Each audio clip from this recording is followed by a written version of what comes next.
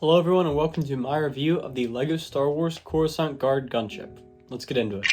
So moving on to the minifigures in this set comes with 5 minifigures, and with it being the Coruscant Guard Gunship, it comes with 2 of these Phase 2 Coruscant Guard troops, and I think they're really cool.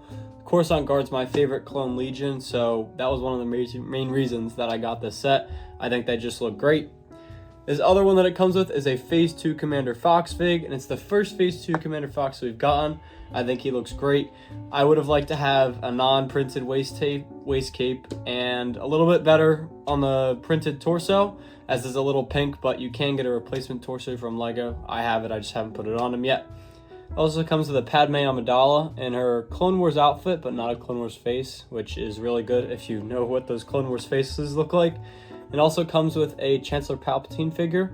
Now, he does have this kind of dress outfit on, and that's not my personal favorite. I would have liked him to have some legs instead of the dress, but it's not that big of a deal. Overall, all these figures are really cool. I'm going to give them a solid 9 out of 10. So moving on to the play features of the set, there are a few hidden throughout here, but the obvious ones are the doors that open up, just like any LEGO gunship. The doors open up really nice. They're not actually accurate as they would open like this 2 ways, but I don't think it's that big of a deal. You can find modifications online for them, and I don't think it takes away from the build that much, but it would have been nice to see. There are 2 spaces here that also open up where you can store things in there. You could throw a fig in there if you want to throw an extra fig in there, but I've found that it's nice to just throw their accessories in there or any other storage. It has a carrying handle that you can pick it up with and swoosh it around, but I found that the build is pretty sturdy, so it's okay to just hold it like this. There are some smaller doors here on the end that you can also throw guns in, and I found that that's also a good spot. There's a rotating little turret on the end here. Some stud shooters here that work pretty well. Would have been nice to see some ball turrets here, but again, not that big of a deal. It still looks good. Rotating turrets at the front here. They're a little bit flimsy. And then the cockpit pieces that you can throw some Coruscant Guard troops in. They don't include any pilots, but again, I don't think it's that big of a deal. Still some nice features in here. Overall, for the playability of this set, I'm going to give it a solid 8 out of 10. It does exactly what it should as a gunship. It has doors that open up, and it has a few other features as well, so really nice. So, moving on to the building experience of the set, I thought it was actually pretty fun to build. Now, there was one part that I accidentally built wrong, and then I had to rebuild it, and there was some Technic involved, and it was like the one Technic part of the set, so it kind of sucked to rebuild, but it was still kind of a fun challenge to do. So other than that, it's still really fun to build. There's some symmetrical parts, but pretty much all LEGO is like that, so it's not anything crazy monotonous like some sets can be. I thought it was pretty fun, and I think I would give it around 8 out of 10.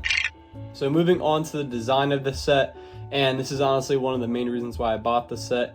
Even though it's a play set, it can look great on display, especially with this red coloring. All the Republic gunships that we've got previously are the white and red regular scheme, which I still think looks great, but having a ship like this in my collection looks really cool.